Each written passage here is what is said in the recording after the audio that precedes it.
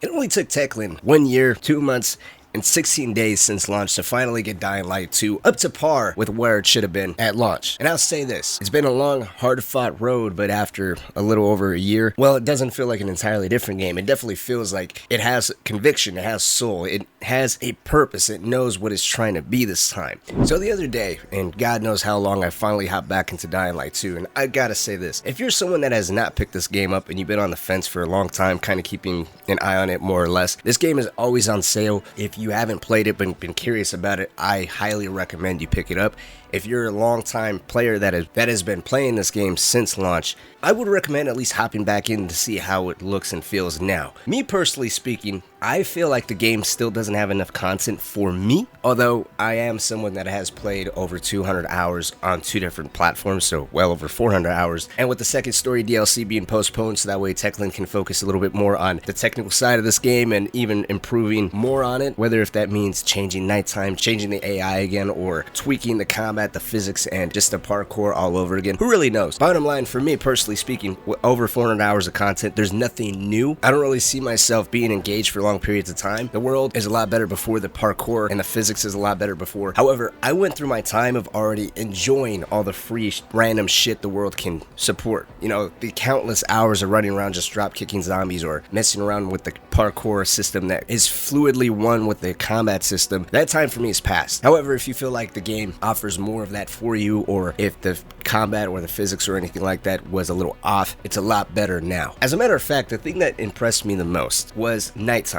The world, the HUD. Back in April, right around the release of Dead Island 2, the gut feeling update came out, and that is the update where techland tweaked the dismemberment, the blood, the gore. It's basically an update that completely redresses the entire combat system seemingly from the ground up. It's much better now. There's actual dismemberment. The physics is much better. They improved the ragdoll effects. If you kick a zombie now, it actually has the ability to stumble and fall on top of other zombies. You know, basic shit that would have been in the original game that was completely missing from the sequel. Well, nowhere near, and I'm gonna keep saying this, well, nowhere near on the level of Dead Island 2, just so you know, because Dead Island 2 is completely on a different level when it comes to the physics of the anatomy of a human body, you know, actually seeing parts of the body jiggle, then seeing blood and intestines and all that spill out, quote unquote, realistically. With Dying Light 2 now, you can actually see the intestines, you can see brains, you can see eyeballs. The level of detail is a lot more finer. There's a lot more attention that's being paid. However, as I was talking about, nighttime. For those that hopped into this game around launch, and even sometime after that, nighttime was never right. All the special AI were totally underutilized. They were incredibly rare. All the special events at night, which were basically goons, demolishers, or any other type of random event, quote unquote, that happened at night, they were all predictable. They were always in the same exact locations. There was no randomized events. It was expected time after time after time. You know, it seemed like we were playing a beta or an alpha at times when it came to that type of stuff. At least I felt that way. There was no volatiles that roamed around at night. As a matter of fact, in the very early days, the only time you can see a volatile was 2 ways. It was if you entered a GRE hospital during the middle of the day, or if you triggered a level 4 chase. Besides that, you would never see a volatile. Even if you went into Forsaken stores or any type of building in the middle of the day, you would only see virals. Eventually that was changed, so that's not the case anymore. With just volatiles alone, you can see the evolution of techland's mentality. Originally, you can only see volatiles in 1 of 2 ways, and then they added volatiles into Forsaken stores during the day, and then they turned some volatiles into special events that would happen at night, and now, going back, volatiles actually roam. I don't see howlers as much,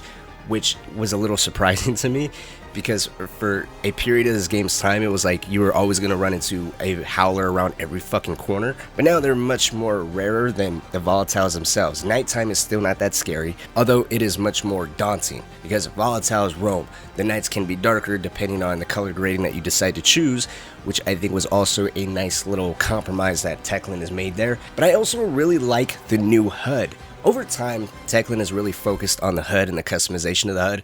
Originally, because this game was obviously taking an RPG approach, everything was automatically active on your screen. It wasn't until over time that you can slowly start to deactivate certain things or activate it, you know, customize what you wanted and didn't want.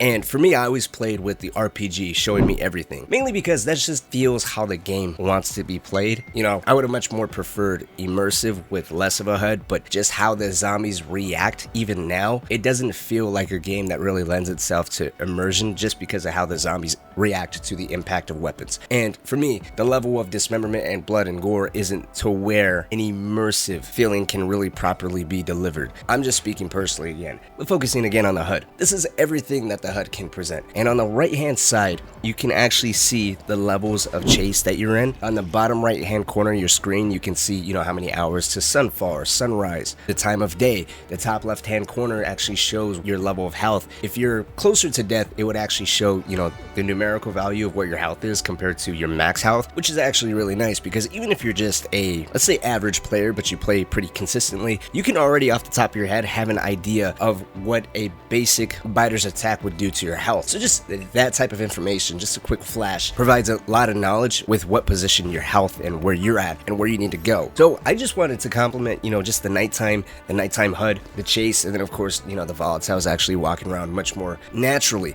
Ultimately, at the end of the day, nighttime is no different than how it used to be. I think it just finally found its proper identity within the system that Dying Light 2 operates. But that's something that really surprised me, pleasantly surprised me the most. Of course, Techland redid the parkour, the physics system. There's two different systems now. You can be a little bit more realistic in where you're more deliberate with where you want to land or where you want to run, where you want to jump. You can have assisted where items will actually pull you closer so you don't have to be so precise with where you want to go based off your movements. They added in a weapon crafting system. So if you come across blueprints within the world, or if you do quests, complete objectives, or you are part of the community event, you're rewarded with blueprints, and then you can take it to a vendor and you can upgrade said blueprints, which would increase the weapon's durability and overall damage. They added in bounties, of course, and I believe there's 3 different types of bounties now, or bounty vendors, I should say. They added in legend levels, which is something from the original game. Basically, in layman's terms, legend levels are whenever you complete both skill trees within this game, there's more attributes now for you to level up, and they affect more basic things like how much damage crossbows do, or bows and arrows do, how much damage single-handed slashing weapons or two-handed slashing weapons, or one-handed blunt weapons or two-handed blunt weapons do. Things like that. Then when you hit certain milestones, you end up getting outfits, and then you get these crates that you can unlock. And then of course, Techland had their Bloody Ties DLC that came out last year. And then next week, they're set to have a crossover between them and The Walking Dead. So Techland's been very busy. As I said, the game is in a much better state now. I think it's more welcoming for new players now more than ever. For those that were put off by the combat or the parkour, it's much better, and there's a little bit tweaking you can do to help make it feel a little better for you, like I was saying, whether if you want to go more realistic or a little bit more towards the assisted side. Ragdoll effects are better, and just it's an overall much more solid game. But for those people that have been playing non-stop and they just wanted a break to wait and see until we got some real solid content, like me, for instance, I don't think the game really has anything all that much to offer until that second DLC comes, which is delayed, while they continue to address and make sure that this game is in a much better state. But all in all, I'm pleasantly surprised with the state that Dying Light 2 is in. And let me know if you guys are still playing, or if you're still curious or interested in this game. Let's talk down in the comments section. Like always, thank you so much for watching, as I greatly appreciate it. Maybe consider joining the Discord for more conversations pertaining not only to Dying Light, but video games in general. But until next time, I'll see you all later.